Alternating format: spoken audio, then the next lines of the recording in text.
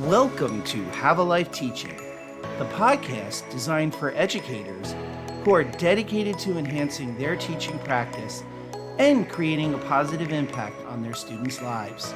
In each episode, we'll dive deep into the world of education, exploring a wide range of topics related to curriculum, instruction, and assessment in K-12 schools. Together, we'll learn from the brightest minds in the education field. So if you're a passionate educator who's ready to take your teaching practice to the next level, join us as we explore the exciting world of education. My name is John Shimbari, signing in and saying, let's have a life teaching. Welcome to another episode of the Have a Life Teaching podcast. As many of you might know, we're in a time of transition in the education field, and we have a lot of new people coming into education, not just as teachers, but as school leaders, where the school leaders today, while they still might have some teaching experience, are often younger. They don't necessarily have the 20, 25 years of experience as a teacher that traditionally our school leaders have had. So not only do our teachers need coaching, but many of our leaders need coaching as well. And not just our new leaders, even though that is a growing cohort of our leaders in schools today, but also anybody working as a leader in schools today, political divisions, dealing with many different kinds of families. How do you communicate a message to your disparate stakeholder groups in a school community? And at the same time, which is also different than perhaps the schools that you and I went to, we also want our families and our students to have more agency and more voice, as well as our staff, in how we're running a school. So that really takes a certain amount of challenge and skill when it comes to being a leader, how you facilitate that. With all that in mind, I'm really excited today to have David Franklin joining us. David is a former principal and current CEO and founder of the Principal's Desk. He is also author of the brand new book, Advice from the Principal's Desk. So I thought that David would be a superb guest to have on the show to talk about what are those core leadership practices that all leaders must get a grounding in, and how do we separate what is superfluous from, again, those core pillars of leadership. David, thank you so much for joining us today. Thank you so much for having me. Appreciate the kind words and hope to help out wherever I can. David, how did coaching of leaders and how did helping people to determine what the pillars of good leadership in schools are, how did that become your area of focus? I was a principal for 10 years, and kind of what, like you alluded to right at the beginning here, I didn't have a tremendous amount of experience in the classroom before I went into administration. I taught for 5 years, and then I had the opportunity to become an assistant principal at a different part of the state. So we moved, and after that, I did 1 year as an AP, and all of a sudden I was getting a phone call saying, hey, we're promoting your principal to the district office. Do you want the job of principal at your school? And I said no first. I said, no, I'm not ready. I don't know what I'm doing. Any intelligent person would. And then they kept asking. And then I finally said yes, but I'm going to need some help and guidance. It was the best decision that had happened because I had a great 10-year run as a principal. And the reason how I kind of settled on these 5 pillars as I look back, and I became a principal 18 years ago. It was a long time ago, sort of, but I don't feel like it was that long ago. I was getting thrown all this advice. And there's a lot of books out there that are great books by great authors that have 35 things to know as a school leader. Here's 87 things. I'm a simple person. I'm not necessarily the smartest guy out there. I need 5 things to focus on, and that got me through. So these are things in the book that are real. These things actually happen. If you read the book, there's a lot of stories and anecdotes in there. Everything is real. These actually things happen, but these are the pillars that kept me grounded in moving my school and my community forward. Could you just give us a rundown of what those 5 pillars are? Yeah. First one, school leadership. Just how do you be a leader in a school? We're going to talk about instruction. A lot of times principals are tasked with being instructional leaders. So what does good instruction look like? We're going to talk about school culture, inside and outside, My favorite one when I work with schools is school attendance. How do you get kids there? How do you keep them there? And then we're going to talk about the community as a whole, your school community, but also just your neighborhood community. So if you focus on those five things, as I did, I think you're going to have a lot of success and not worry about the 87 other things that are out there. Do you find that some of those pillars are more important than others, or how do those pillars interrelate with one another? They're all interwoven. They really are. And it's something that I had to learn the hard way. My first 2 years as a principal, and I allude to this in the book, and I tell people this all the time, were very difficult. And I almost quit several times. And if I bring my wife in here, she's going to say, yeah, he almost quit and he probably should have. I was telling him to quit. He was coming home miserable. So if that's you right now, there is a light at the end of the tunnel. For me, it was about culture. That was kind of the main thing that I hit on. It was culture and it was attendance, to be honest with you. I took over a school that was not the vibe at the school was getting very negative. Teachers didn't necessarily believe in the school, didn't believe in the community, and vice versa. There was a lot of just back and forth clashing with administration. And here comes me, this young kid who's trying to like sift through all of it. So I also recognized there was an opportunity for us to kind of do a restart and to start over. And I made every mistake. I stumbled over every landmine and roadblock there was. But at the end of the day, I was bloodied and bruised, but we made it through and made some great gains from it. So now you said culture and attendance Mhm. are two things that you really prioritize. I mean, they're all five of the pillars are important. They As are. you said, they're all interrelated. But I'm curious to dig a little deeper. Mhm. Why did you feel that you should focus maybe first on culture and attendance? Culture for me, when I stepped foot on campus for the first time as an assistant principal, I remember I was walking around. Teachers started to kind of come up to me. They were asking, are you our new assistant principal? And when I said yes, they're like, okay, let me tell you everything that's wrong about our school. So right off the bat, I knew something was up. And I came from a school where everyone loved being there. It was a great community, very strong together, everyone working together. This was a very different experience. So I got to hear everything wrong right up front. And literally on that first day, I was thinking, I made a huge mistake. I don't know how to deal with this. And I was an AP. So at the end of the day, I could pass the buck. But when I became principal, I couldn't. So I could tell right then and there, we needed some culture shifts at the school.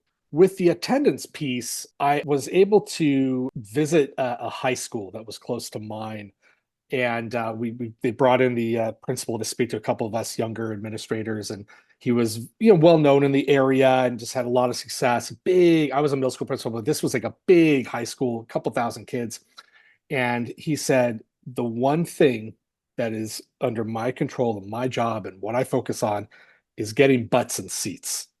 And that is also in the book. It's a chapter in the book. I held on to that because he said you could have the best teachers with from the top Ivy League schools, and Harvard graduated this and Stanford that, and experience teaching in other countries and everything won't make a lick of difference if the child isn't at school. So he said he gets the attendance list every day. He starts making phone calls. He does home visits. He brings in incentives. He does everything he can to get kids in school and get their butts in seats. And I adopted that same philosophy, and it worked. We went from a 92 average daily attendance to 98 in 1 year. I'll be honest and say that our instruction didn't really change all that much throughout the year. And if you value what test scores mean at all, I know that's a whole other topic, but if it's on your radar, so I was like, yeah, we can kind of do some measuring there. We shot up a ton and we didn't change anything else but get butts in seats. And that was something that I could control. I never considered myself to be a extremely knowledgeable instructional leader. Every school that I worked at, there were teachers that were far more skilled in that craft than I was. But what is my job? Let me get kids in front of those teachers, and then we can make a difference. Exactly. Now, how did you go about as a school leader getting those students in those seats? It was a lot of work. There was a couple of things. We talked about culture. Culture kind of fit into that as well. Instruction fit in as well. So they're all interwoven. And while I say that we didn't necessarily change our instruction, that's not exactly true. We didn't make big sweeping changes. But what we did was we wanted to bring in programs that kids would not want to miss out on. We actually changed our after school programming. We introduced a lot more project-based learning throughout the school day. So it was like kind of like that fear of missing out. It's like, I don't really care if I'm going to sit there and do a worksheet all day long, but oh, I get to work on that project and collaborate with my friends. That's something a little bit more fun. That was actually the easy part. The hard part was our chronic truant students. And we did a lot of phone calls and we did a lot of home visits. And this is where you got to prioritize your time. And so twice a week, Tuesdays and Thursdays, I would go and do home visits for about an hour, hour and a half. Depending on the family that I was going to go visit, I brought my community liaison, who was my Spanish translator. My Spanish was very subpar. I needed her to come along because we needed to have a tougher conversation. She could have that conversation with translating for me. Sometimes I did bring in my school resource officer. We would always call the family first and let them know we're coming. And sometimes the mom or the dad or the grandparent, whoever was at the house would say, I cannot get my son, my daughter, my grandson, whoever it is, to get in the car to go to school every day. I need help. That's what we would provide. And we were always welcomed into homes. Everyone thought like, oh, they're not going to let you in. Every single time they wanted us into the home. They're like, in fact, so much that they wanted to, give me a half hour. I need to like straighten up the house. And we kept saying, please don't, you don't need to do that. We can talk at the door. And they're like, no, no, no, no. I'm going to have coffee and we'll have you in. And sometimes the child was there, sometimes they weren't, but we had this very intimate conversation in their home that I thought was very important to see. I wanted to see the living environment. I worked in a community that was lower income. We had a lot of families who were in and out of the community. We had families living in converted garages. It was important to see what that looked like. And I would bring those stories back to my school and share them with my staff. And like, okay, well, you know what? Jose didn't have his homework today because they got kicked out of their apartment and they're living in their car. And I visited them at an aunt's house and they're in the garage now. The fact that he was just at school twice this week is a miracle. We really honed in on that. We publicized that we're going out to homes and it made a big difference. We're able to spread the word. I love that. And I think home visits are a great way to really start to see our children and our families as people.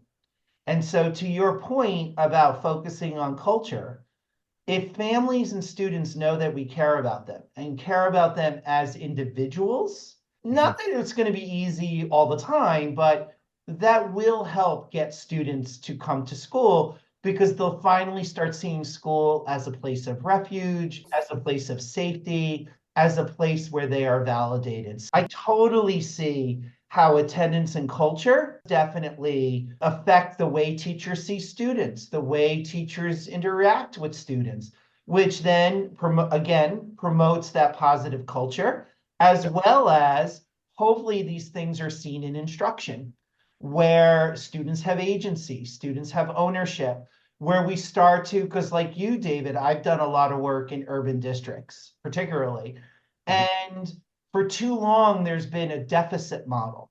Oh, Mm-hmm. our students are lacking this, or our students don't understand that. Well, do you as an educator know what your students do understand?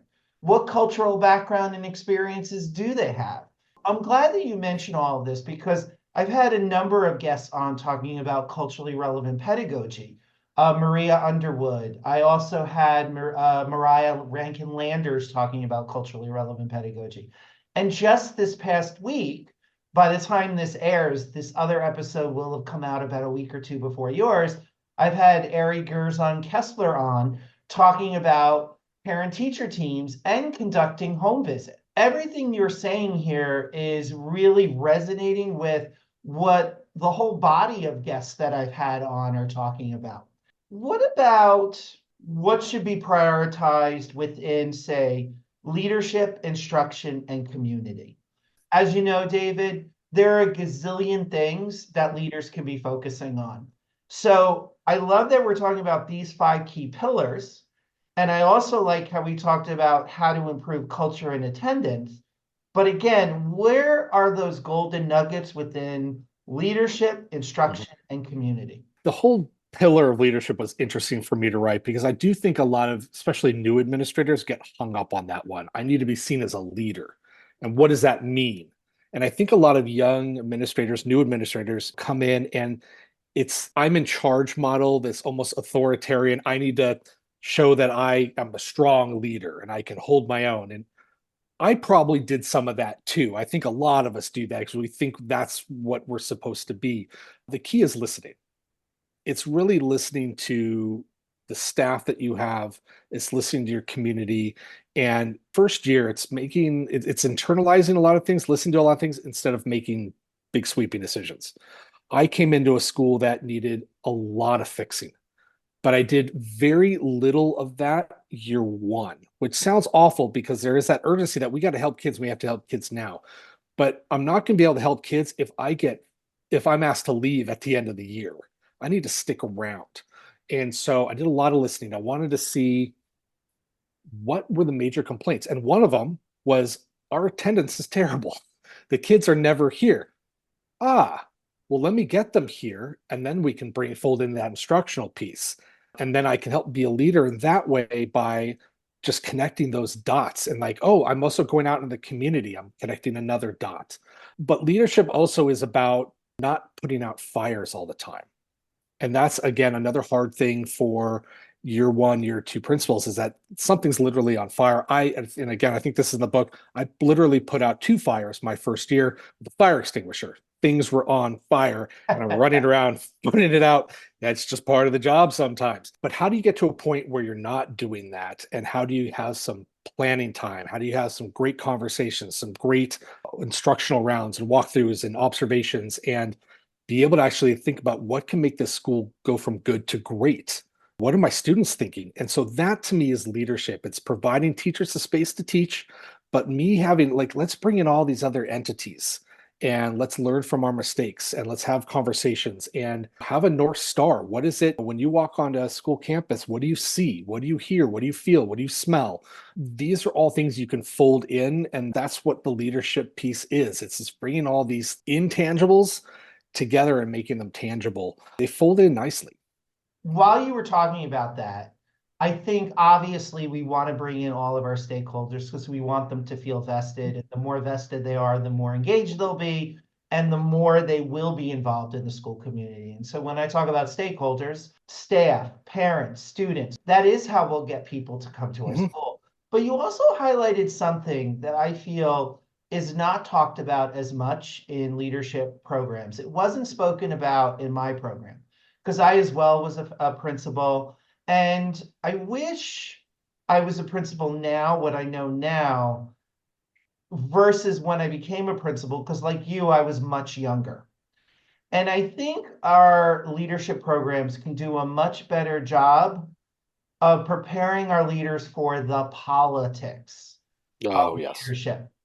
And you hit on it, I believe, when you were talking about not making grand sweeping changes the first year. From a stakeholder perspective, it takes time to hear these voices and to make people feel like they're going to be part of the solution and to build that trust up, especially if that school hadn't had that.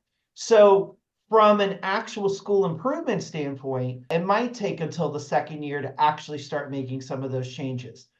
On a personal survival front, it's also wise not to make grand sweeping changes right away, especially if you're an outsider coming into a school community Right. that you were not a part of. And I Right. don't think, again, leadership programs are preparing our leaders for the politics that come along with leadership. Could you talk a little bit about, I don't know if you give coaching advice to new leaders around survival, both around the pillars and around the politics. What are your Yeah. thoughts about that, Dave? Yeah, I like to, when I'm working with an administrator giving coaching advice, I always tell people all the time, and I said it earlier, like I made every mistake. I am lucky that I was able to finish out my time there and really hit my strides because, I saw things that needed to be changed, but I also knew in the back of my head, I am going to really upset this group or that group. And it's not something I want to take on right now. I want to be here for a while. I can see the finish line and what it's going to take to get there, but it's not going to do any good if I get pulled out of the race after the first lap. And a lot of administrators make that mistake. They go too fast too soon. It's a lot of listening because when I used to talk to my teachers, they would tell me one thing. But then I'd go and I meet with my parent community, they tell me the exact opposite. And again, like you said, I was an outsider. I was not from the community. I moved from one state to the other side of the state to take on this job. Where was the truth? And we all know it's somewhere in the middle. That's where it always is. But we needed to bring this group together. And if I had gone one way or another, or just latched onto one group too fast, I would have been out of there after year one. And so politics is something nowadays that it's gotten worse. I was a principal in, say, the mid 2000s. It was prevalent, but not as prevalent as now, where you've got to be careful with everything you post on social media. If you're on social media, anything you say, everything is copied and sent out and misconstrued and this and that. Ministers have to be very, very careful about this. The best way to just not step in it, basically, is to slow down and listen to people, because people will tell you their perspective. So when my teachers were upset saying parents of this community do not care about education, I believe that that is an accurate perception of how they were thinking. When I go to the parents, they were saying, this school does not believe in our kids. That's an accurate perception. Okay, we are, I know what we need to do. We need to come together. Let's bring this together. That takes time. But as a leader, you have to gain trust on both sides to be able to do that. And if you go too fast, too quick, you don't have that. It's seen as sloppy. You seem like you're picking sides. And after a year, you're out. And that doesn't serve your community any good. Exactly. You got to be in it to play it and to win it. Yep. But playing devil's advocate, because I'd be curious to hear your thoughts on this. Yes, we need to listen to our stakeholders and they need to be vested and valued. Mhm. But at the same time, we do have students sitting in front of us that need to learn. At what point do you, as the leader, make decisions to move forward? Because Sure. we could stay in listening mode forever. There does also come a point in time where we have to execute upon something. So what are your thoughts, David, Yeah, to leaders on that? Because I know that sometimes is a struggle. It was a struggle for me. absolutely. I would say halfway through my first year, I started to let everyone know these are some changes we're going to have happen for next year. I rolled it out slowly. However, there are some things that are going to come up that need to be addressed in the moment. Kids that are there is urgency, especially when you're working in a school where students might be 2 to 3 levels behind grade level. And so there is that urgency of every minute does count. We want to make sure these kids have what they need for high school. And then high school, we want them to graduate and then have options after high school. Every day counts. So the mantra that I always had is I want to do what's in the best interest of kids. And I used to say that in my staff meetings. I said that to parents. I was getting yelled at, and I would say that what I'm doing is in the best interest of that child right there. You might not agree with me, but that's what I'm doing. I'm not taking a side. I'm not putting any personal agenda on this. I am doing what I believe is in the best interest of that child. And at the end of the day, you have to own those situations and own those decisions. And there are situations that I was involved in that I left out of the book because they are sensitive and they are things that I had to make decisions in the moment that I still do think about 15 years later. Now, I still believe I did what was in the best interest of the child. However, chain reactions do happen and things out of your control happen. And you have to be okay with that because the decision you make is the right one. Sometimes the right one's the hard one. And so that is something as a teacher I never really dealt with because I could always say, oh, the office is going to take care of that. When you're the principal, it's you. And you have to sometimes make that call and you have to defend your stance. And my defense was always, I'm doing what's in the best interest of the child. And don't be afraid in when it has to do with student safety, when it has to do with student well-being, to make that stand because that's what you're there for. First and foremost is the safety of those students and being an advocate for them. Yeah, and I mean, that really resonates with me, David. When I was a new principal, I had to have a parent meeting because the student was behaving in certain ways, and it was me and the teachers talking with the parent and the student. And the student said something to one of the teachers. The parent turned around and slapped the child straight across the face and said, "Shut the blank up." Mhm. And I actually was in a quandary. What do I do? I did decide to call Youth and Family Services Mhm. because I couldn't get it out of my mind that although the chances of this child getting killed by their parent that night was low, I did see some violence. Sure. So what was in the best interest of the child? And I also rationalized it by saying, it's not my call to say what is and isn't abuse. Hmm. But if I see something that is violent, I do have a professional responsibility to report that. Now, not everyone in the community agreed with me. There were some people, even in central office, who said, this is how we discipline children in our community. But again, God forbid something did Hmm. happen with that child that night, then those people would be having a very different conversation with me. Agreed. And so, but it's still something, to your point, it's still something that I think about 15, 16 years later about, were there other ways to handle that? I've been in that same situation many times. And for everyone who's listening right now, I'm going to give you my advice is if there is a 1% chance in your mind somewhere that something bad is happening, you make that phone call. John, like you said, it's not your decision to determine whether or not what is abuse and what isn't. It's your professional duty to, when you see something, you say something, basically. I made that call many times. And I stand by every single time I made that call because I had that feeling inside. And I do know many principals that have lost their jobs over not making that phone call. I'm protecting myself too, which is a viable point. But again, what's in the best interest of that child? A lot of times I found out that protective services never even called or contact the family. Okay, that's not my decision. My decision is just to make the call. And I own that decision, and I'm always fine with that one. To a lesser degree, when you're working with teachers and different things, it's against the same thing. Sometimes I got to stand in and say, hey, time out. We need to address this now. You got to own those decisions. But listening, rolling things out where you can get that buy in from people when you can get it, that's what changes like the culture of a school. But sometimes you got to, yeah, I'm making the phone call or I'm having that hard conversation with that teacher or that parent. Or sometimes that does happen. And as a leader, you've got to be prepared for that as well. We're talking about one of the commandments, quote unquote, being do what's in the best interest of the child.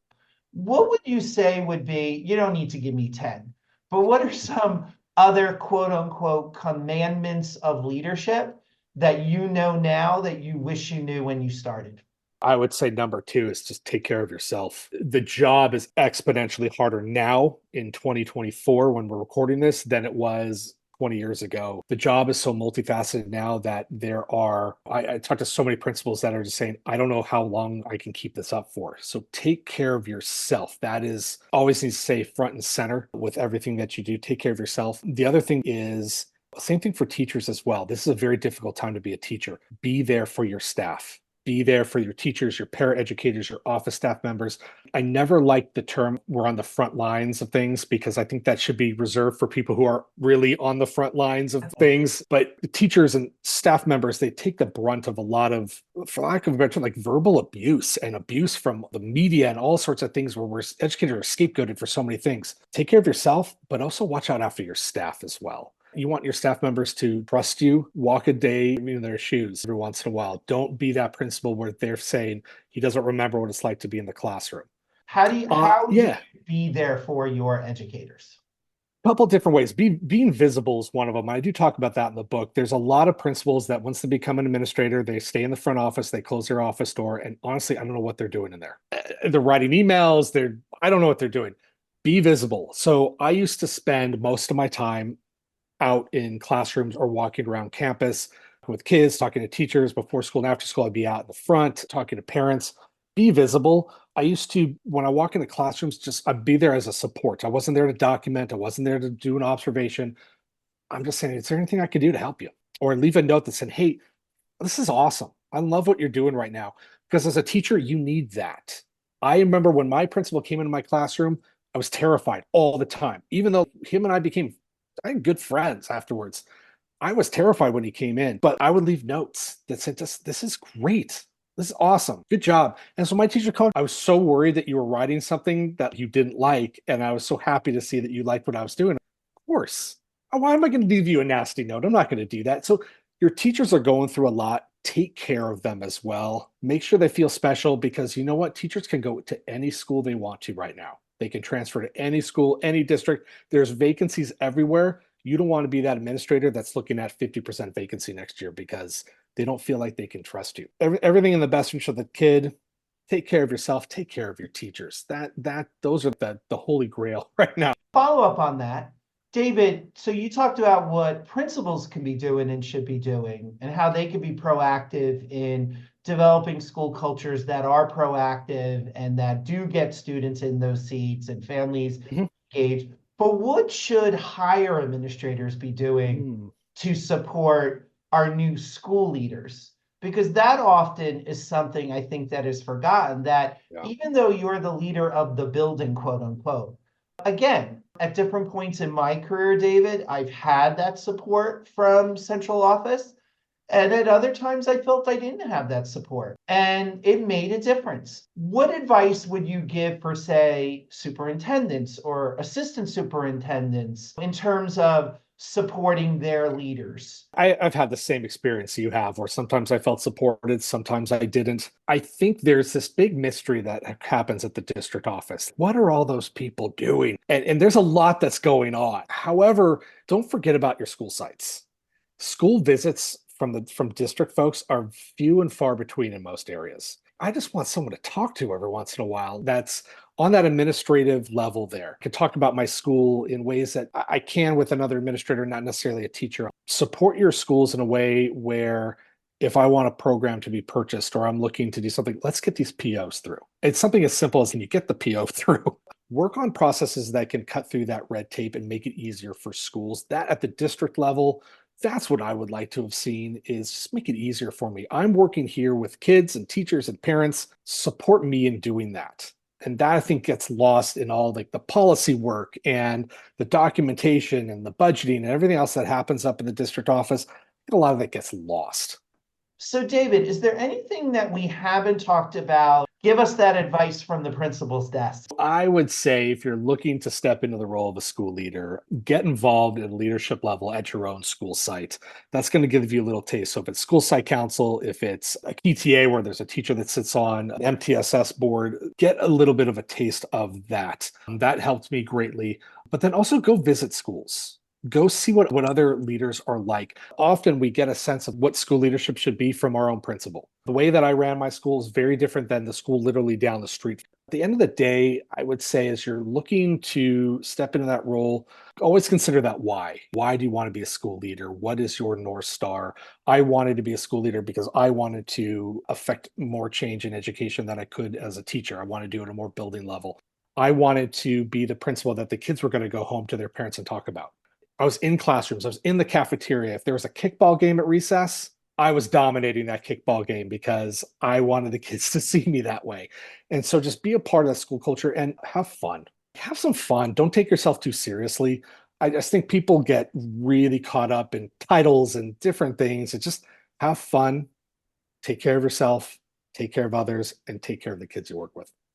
Can't say it better than myself. So, David, where can people find out more about you and the work that you're doing? So you can go to principalsdesk.org is the spot for that. I've got a pretty comprehensive website where you can check out my book, check out my blog that's on there. You can sign up for updates on the blog. You can also, if you're on Facebook, go to the Principal's Desk Facebook group. I have 235,000 educators from across the world in there. If you're an assistant principal, I have an assistant principal's desk. I have a counselor's desk. The teacher's desk is coming. If you're interested in becoming an administrator, check out the book, Advice from the Principal's Desk. It's the 5 pillars of school leadership. And you can find it on Amazon. And on my website too, there's a link to get a hold of me. It's david@theprincipalsdesk.org. I'm happy to connect. Thank you so much, David, for your time today. Thank you. Thank you for listening today. I hope you got some great tips that you can bring back into your teaching. Remember, have a life teaching without sacrificing your own. Also, don't forget to subscribe and be well.